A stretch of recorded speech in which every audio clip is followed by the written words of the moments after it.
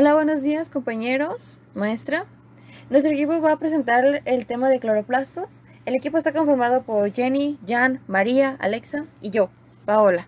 A continuación, mi compañera María hablará sobre la clasificación de los cloroplastos. Bioquímicos más importantes del planeta, ya que implica la fabricación de nutrientes orgánicos que almacenan la energía lumínica del Sol en distintas moléculas útiles. Después, la molécula orgánica sintetizada se puede emplear como fuente de energía química para sostener procesos vitales, como la respiración celular. Es el proceso mediante el cual los organismos autótrofos producen su propio alimento. A través de este, las plantas verdes son capaces de transformar el H2O junto al CO2 en glucosa y oxígeno. El CO2 es absorbido por los estromas que se encuentran en la epidermis de la planta, mientras que el agua es absorbida por la raíz.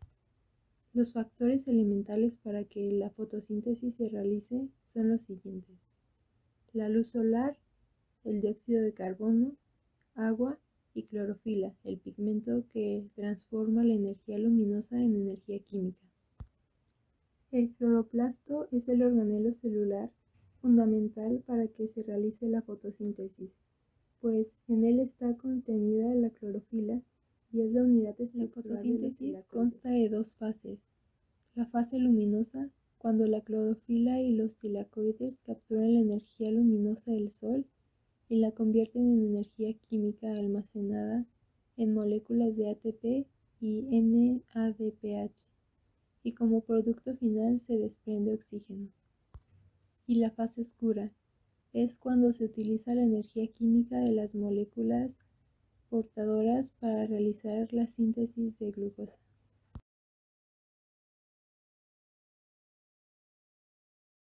Los organismos fotosintéticos, como las plantas, algas y algunas bacterias, cumplen una función ecológica clave.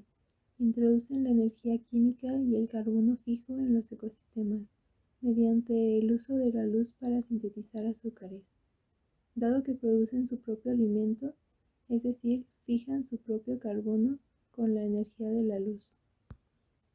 Además de introducir carbono fijo y energía en los ecosistemas, la fotosíntesis también afecta la composición de la atmósfera de la Tierra.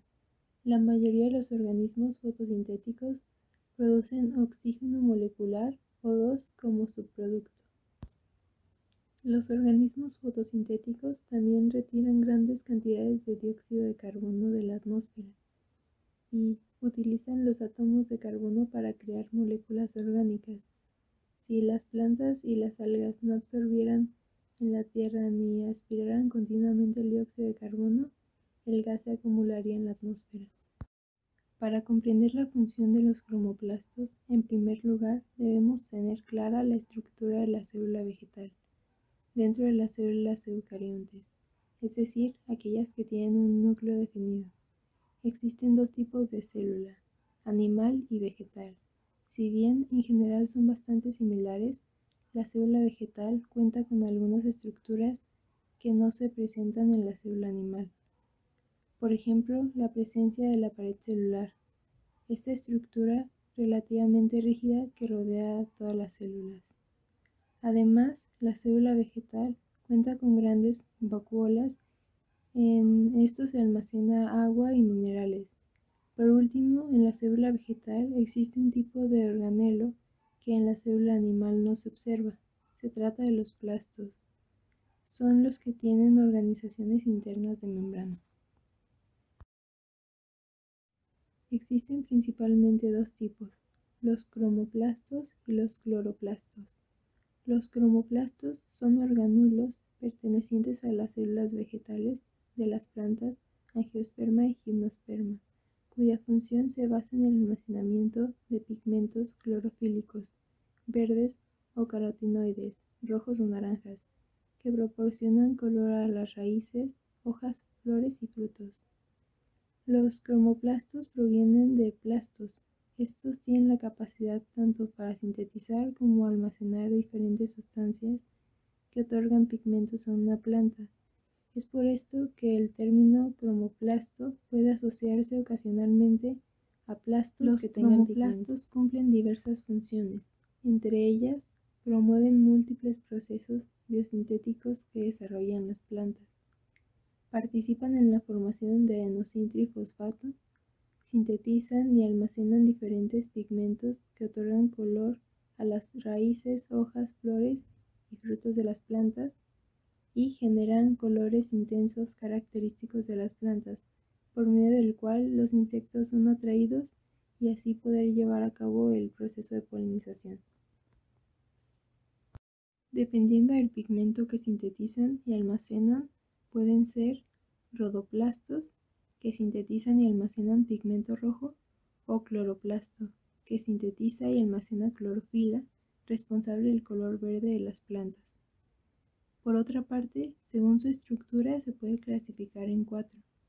Cristalosos almacenan pigmentos cristaloides, tubulares o fibrilares, almacenan pigmentos asociados a estructuras proteicas como fibrillas. Lobulosos almacenan pigmento en forma de gotas asociadas a lípidos. Y membranosos almacenan membranas helicoidales.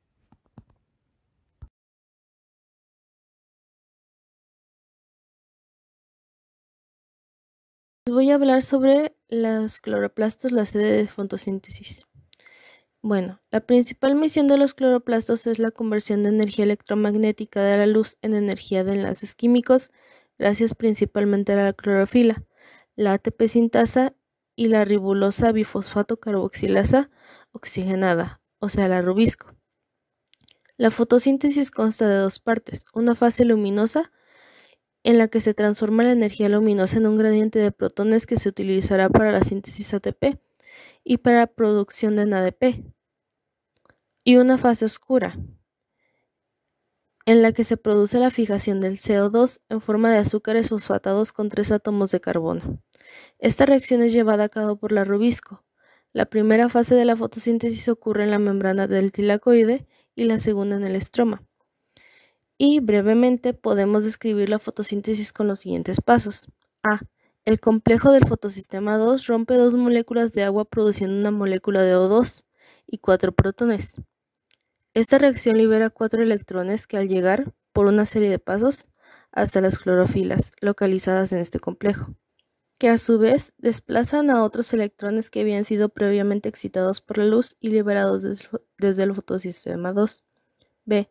Esos electrones liberados pasan a una plastoquinona que los cederá al citocromo B6F, el cual, con la energía de los electrones captados, introduce 4 protones en el interior del tilacoide. C. El complejo citocromo B6F cede entonces los electrones de la plastocianina y el complejo fotosistema 1, que gracias a la energía de la luz que captan sus clorofilas, eleva de nuevo la energía de los electrones.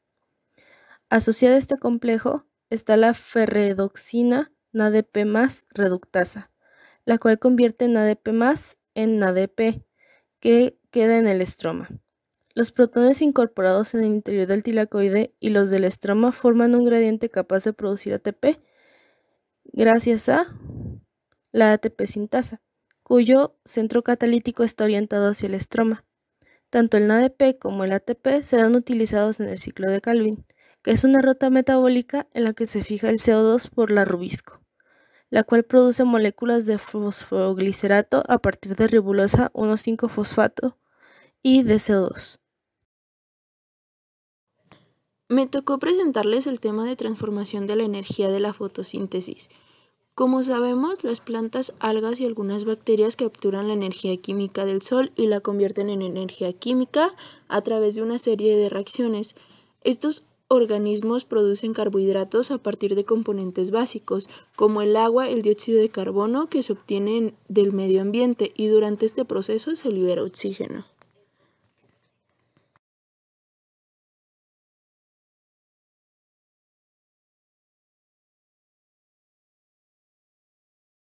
¿Qué es la fotosíntesis? La fotosíntesis es un conjunto de reacciones químicas en la cual la energía solar se convierte en energía química.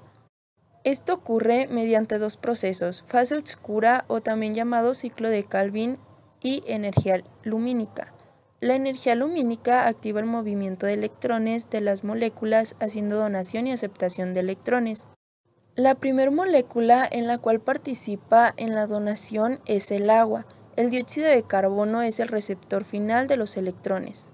El dióxido de carbono se combina con otras moléculas para formar carbohidratos como azúcares de 3 carbonos llamados G3P. Los carbohidratos se utilizan para hacer otras moléculas orgánicas, que en las plantas se utilizan para crecer o como fuente de energía para sus vidas. El oxígeno también es un elemento secundario importante. Ahora veremos cómo se conforma una hoja. Tiene diferentes tipos de célula mesofílica, célula epidémica y haz vascular. La mayoría de las células contienen grandes cantidades de cloroplastos. Los pigmentos en los cloroplastos hacen la coloración de la célula. ¿Cómo ocurre la fotosíntesis? La fotosíntesis ocurre en los cloroplastos, son los organelos en donde ocurre esta reacción. El dióxido de carbono del aire entra a la hoja a través de pequeños poros llamados estomas, que se encuentran en la capa externa de la célula. El oxígeno que se forma durante la fotosíntesis también sale de la planta a través de los estomas. La planta transporta moléculas orgánicas producidas en la célula de la hoja hacia otras células a través del sistema de tuberías que se encuentra en los haces vasculares. Como lo mencioné al inicio, la fotosíntesis consiste en dos conjuntos de reacciones químicas llamadas reacciones luminosas y el ciclo de Calvin, pero ocurren en regiones diferentes de los cloroplastos. Los cloroplastos contienen una serie de discos encapsulados por una membrana llamada tilacoides, que están rodeados por un medio acuoso y transparente llamado estroma. Las reacciones luminosas se llevan a cabo en moléculas de la membrana de los tilacoides, mientras que las reacciones del ciclo de Calvin se llevan a cabo por moléculas en el estroma, como se muestra en la imagen. Reacciones luminosas. Tilacoides. En la membrana del tilacoide, la reacción luminosa transporta la energía luminosa en energía química. La energía lumínica impulsa a la formación de moléculas de ATP a partir de ADP y de moléculas NADPH y a partir de moléculas NADP+ y electrones. Durante este proceso, las moléculas de agua se dividen y se forma el oxígeno que puede ser liberado a la atmósfera.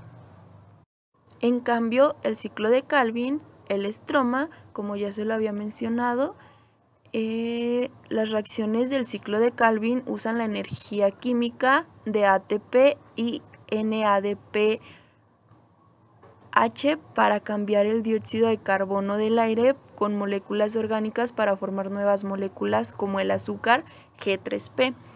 El ADP y NADP+ se reciclan y pueden ser usados de nuevo en reacciones luminosas, como se los muestro en la imagen. Estroma exterior del tilacoide. Las membranas tilacoides contienen moléculas especializadas que funcionan juntas para llevar a cabo reacciones luminosas. La luz absorbida por complejos de pigmento y proteínas llamados fotosistemas. Ahora les explicaré un poco cómo ocurre este proceso. Los fotones de luz llegan a la clorofila, un pigmento que absorbe la luz en el fotosistema 2. Los electrones en la clorofila se excitan a mayor nivel de energía. Los electrones excitados pasan por un portador de electrones, mientras tanto el agua se divide y libera electrones. Estos electrones reemplazarán a los electrones perdidos en el fotosistema 2. El producto secundario de esta reacción es el oxígeno, que posteriormente se liberará en el aire. Los productos son protones o iones de hidrógeno, que se liberan dentro de los tilacoides o lumen. Los electrones excitados pasan al complejo del citocromo. Parte de la energía de los electrones se utiliza en el complejo del citocromo para transportar protones adicionales hacia el lumen. El segundo portador de protones es una proteína dentro del lumen que recibe los electrones y los pasa al fotosistema 1. Estos electrones ya han perdido su mayor parte de energía recibida de la luz en el fotosistema 2. Los fotones de la luz llegan a la clorofila en el fotosistema 1 y se excitan nuevamente. Los electrones luego pasan al tercer portador de protones, que finalmente los electrones son reciclados e interactuados con una enzima y con NADP+. El receptor final de electrones de la reacción luminosa, son para formar NADPH. Parte de la energía de la luz ahora está almacenada en la molécula reducida NADPH. Parte de la energía liberada por la transferencia de electrones han establecido un gradiente de concentración a través de la membrana tilacoidal. Los protones acumulados en el lumen se difunden hacia el estroma a través de una enzima llamada ATP sintetasa. La enzima utiliza la energía potencial del gradiente de protones para cambiar el ADP con fosfato inorgánico para formar ATP. El ciclo de Calvin ocurre en el estroma del cloroplasto, en el fluido acuoso y transparente que rodea los tilacoides. Se puede dividir en 3 fases: fijación, reproducción y generación. Enseguida se los explico. Como se los mencionaba anteriormente, el ciclo de Calvin ocurre en el estroma del cloroplasto, el fluido acuoso y transparente que rodeaba el tilacoide y que se dividía en 3 fases: fijación, reducción y regeneración.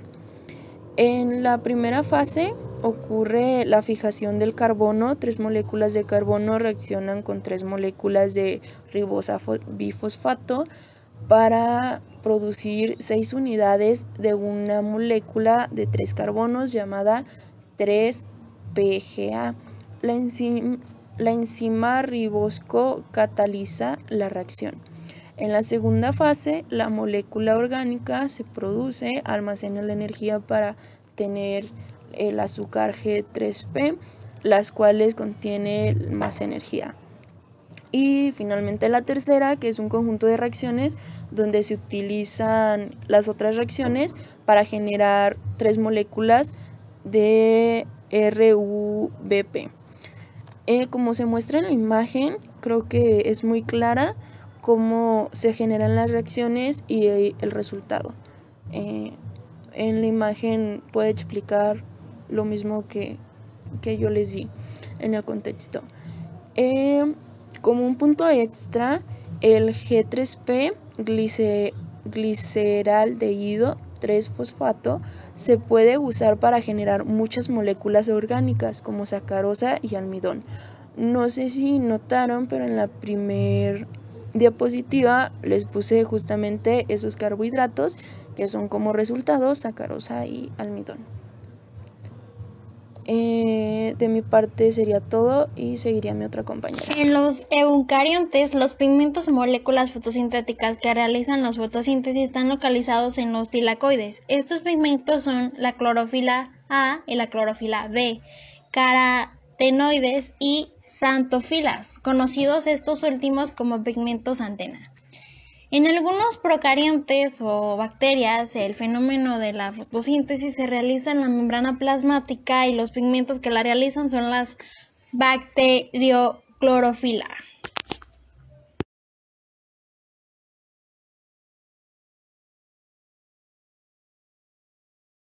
Bueno, y la diferencia estructural. Como pueden observar en la imagen, en la siguiente diapositiva, pudiste observar que la única diferencia estructural entre ambos tipos de clorofila es que el CH3 de la clorofila es reemplazado por el COH en la clorofila B. Los fotosistemas son formas de asociación y organización particular de pigmentos fotosintéticos capaces de absorber y transformar la energía lumínica en un proceso que implica la transferencia de electrones. que en la siguiente diapositiva viene explicado lo que es la membrana tilacoide. Después seguimos con el estroma en moléculas de pigmento, después el centro de reacción, el aceptor primario de electrones, la luz, el complejo de captador de luz, par especial de clorofila A y lumen de tilacoide. Hay dos tipos de fotosistemas. El primero presenta cantidades muy elevadas de clorofila y el segundo posee cantidades muy similares de ambos pigmentos fotosintéticos, como se puede apreciar en la siguiente imagen. ¿Dónde se ubican? Pues bien, se ubican en las membranas tilacoides de los organismos fotosintéticos como plantas, algas y asimismo en las cianobacterias. En la siguiente diapositiva lo pueden apreciar mejor. Los componentes de los fotosistemas. Complejo de antena y centro de reacción formado por gran cantidad de pigmentos como las ficobilinas. Capturan la energía proveniente del sol y la transforman en energía química. Pues bien, esta energía se transfiere al centro de reacción formado por moléculas de clorofila a una molécula conocida como receptor primario de electrones. Entonces, si relacionamos de la siguiente manera, la energía se transfiere al centro de reacción, ¿no?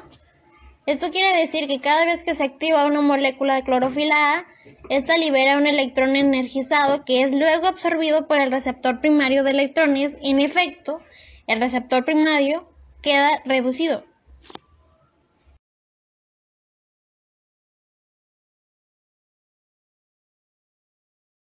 Bueno, vamos a continuar con el tema de la energía luminosa a la energía química, fosforilización, ciclo pentanosas.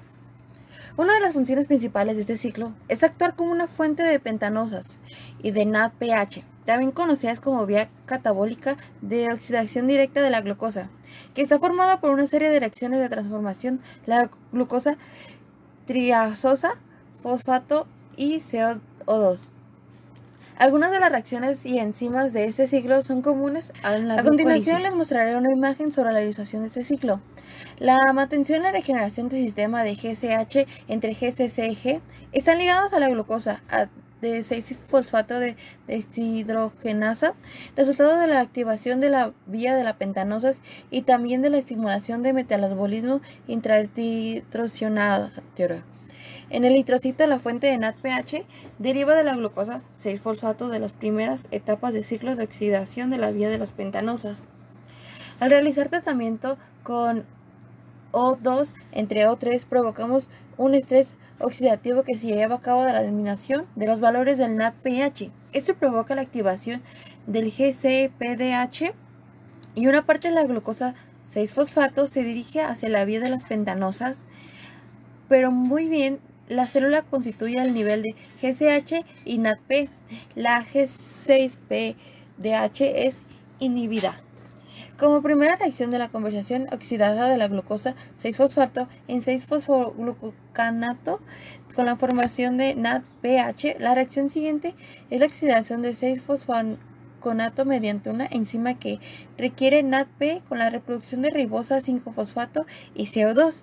Las reacciones siguientes del ciclo se llevan a cabo en la conversión de la ribosa 5-fosfato o otros metabolismos de glucólisis como son los gliceráidos 3-fosfato y la glucosa 6-fosfato.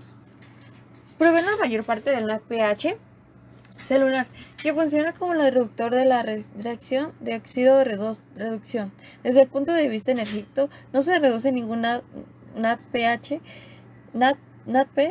en el ciclo. Las enzimas catalizadas por la glucosa 6-fosfato deshidrogenasa de la reducción del NAD+ a expensas de la deshidratación de la glucosa 6-fosfato en 6-fosfoglucano. Glucosa 6-fosfato más NADPH es igual a 6-fosfoglucano más NADPH. La definición de GCPH es un defecto enzimático heredable, produce hemólisis. Y como ende, los glóbulos rojos deficientes de esta enzima sufren hemólisis por aumento en la sustentabilidad del daño oxidativo por incapacidad de las células para reducir el NADP y el NADPH.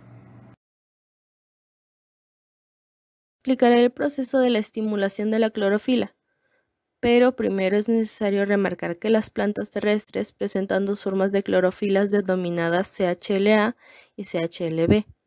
La diferencia entre ambas clorofilas es que CHLA presenta un grupo metilo CH3 en el perímetro del anillo tetrapirrólico, mientras que CHLB el grupo ácido oxidado para formar un grupo formol, CHO, también conocido como grupo formilo. Tal diferencia permite que las clorofilas A y B absorban luz de longitudes de onda ligeramente diferentes dentro del espectro visible. Esto lo podemos observar en la siguiente imagen. Todo esto quiere decir que, por la nube de electrones que forman estos enlaces dobles, son el componente responsable de la absorción de los fotones. Esto debido a que la nube de electrones puede ser polarizada en dos diferentes orientaciones. En realidad, existen dos estados excitados simples hacia los cuales pueden ser elevados los electrones. El nivel excitado simple más bajo requiere la absorción de energía de un fotón en la región roja del espectro, 640 a 700 nm. El segundo estado excitado simple se encuentra en un nivel mayor de energía con respecto a su estado basal y requiere la energía de un fotón en la región azul del espectro, 435 a 475 nm, ya que los fotones con longitudes de onda menores presentan mayor energía. Por lo tanto, debido a estos dos estados excitados simples, la clorofila absorbe fotones dentro de la región roja como de la región azul del espectro visible. Esto quiere decir que debido a su organización espacial y geométrica, la mayoría de los pigmentos funcionan como receptores de luz, transfiriendo la energía de excitación a otros pigmentos antes de que ocurran reacciones fotoquímicas indeseables. Los carotenoides realizan dos funciones esenciales en los tilacoides. Captan luz y transfieren su energía a las moléculas de clorofila, y además son moléculas altamente eficientes para disipar o extinguir la energía de las clorofilas que alcanzan un estado triplete, antes de que estas puedan reaccionar con oxígeno molecular y generar moléculas dañinas para diversos componentes celulares. Bueno, y ya por último tema está la quimiosintesis, o también llamada quimioautotrofia, es la producción biológica de la materia orgánica a partir de moléculas de un ópto de carbono, generalmente dióxido de carbono, o metano y otros nutrientes usados en la oxidación de moléculas inorgánicas, como por ejemplo el ácido sulfúrico o el oxígeno gaseoso, o en el metano como fuente de energía, sin contar como la luz solar. A diferencia de la fotosíntesis, los organismos que se realizan quimiosintesis se denominan quimiosintéticos, quimiotrófos, quimiolítrofos o quimiolotótrofos. Esto derivado de cómo consiguen su alimento. Todos ellos son procariantes que usan una fuente de carbono, de dióxido de carbono, en un proceso similar como el ciclo de Calvin de las plantas. Un ejemplo sería que en muchas bacterias en el fondo de los océanos usan la quimiosintesis como forma de reproducción de energía sin el requerimiento de la luz solar, en contraste de la fotosíntesis, la cual se invida en aquel hábitat, ya que pues a bajas profundidades del agua pues no llega la luz solar, así que los organismos de allí tienen que recurrir a otros procesos. Muchas de esas bacterias son fuente básica de alimentación para el resto de los organismos del suelo oceánico, siendo el comportamiento simbiótico muy común. Como todos conocemos, la cadena alimenticia. Los organismos más pequeños son el alimento de los organismos más grandes. Tienen que tener ciertas características para pertenecer a este tipo de procesos como es la quimiosintesis. Aquí son procariantes autótrofos. Solamente algunas bacterias poseen metabolismo quimiosintético. Viene una fuente de energía inorgánica, ya sea agua, sales, CO2 y compuestos inorgánicos de cuya oxidación obtienen energía. Obtienen energía de una reacción química específica. Solamente crecen con compuestos específicos de origen inorgánico o productos de la actividad de otros organismos, descomposición y crecimiento. Son aeróbicos, es decir, utilizan el oxígeno como último aceptor de electrones. Así como todos los seres vivos se evolucionan y todos los procesos, aquí no fue la excepción. Teniendo en cuenta que los primeros seres vivos fueron heterótrofos, podemos pensar que la quimiosíntesis surgió como la adaptación posteriormente de algunas bacterias o medios inorgánicos específicos para mantenerse en una vida cotidiana, ¿sale? También la quimiosíntesis se considera una forma metabólica evolucionada por dos razones. Constituye una forma muy eficaz de la independencia del resto de los seres vivos, al depender de compuestos inorgánicos que se oxidan en una reacción específica. Ya se había mencionado, son organismos dependientes de la luz. 2. Presentan una maquinaria bioquímica tan compleja como la de las otras bacterias. Bueno, y aquí tenemos las fases. La primera, la oxidación del sustrato reducido y la tensión de la energía. ¿Esto cómo se obtiene? Se obtiene de las coenzimas reducidos de NADH más hidrógeno más el ATP gracias a la energía desprendida de la reacción oxidada anteriormente. La segunda fase sería la fijación del CO2. Se produce la síntesis de la materia orgánica por medio del ciclo de Calvin, que abajo les puse una imagen ilustrativa para que no refresque la memoria de cómo es el ciclo. Y esto se produce en bacterias de nitrógeno, azufre, del hierro y nitrógeno. Esas son las biografías de las páginas consultadas. Eso sería todo de nuestra parte. Muchas gracias por su atención. ¿Alguna duda? Con gusto se la resolveremos. Muchas gracias.